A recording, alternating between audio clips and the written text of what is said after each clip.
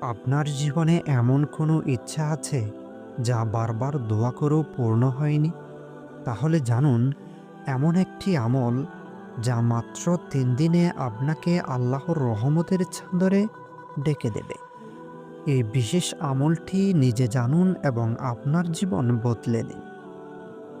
প্রিয় নবী সাল্লাল্লাহু আলাইহি ওয়াসাল্লাম আমাদের শিখিয়েছেন, আল্লাহর নাম ধরে দোয়া করলে তিনি অবশ্যই তা কবুল করেন। তো তার আগে ভিডিওটিতে একটি লাইক এবং চ্যানেলটিকে সাবস্ক্রাইব করে দিন।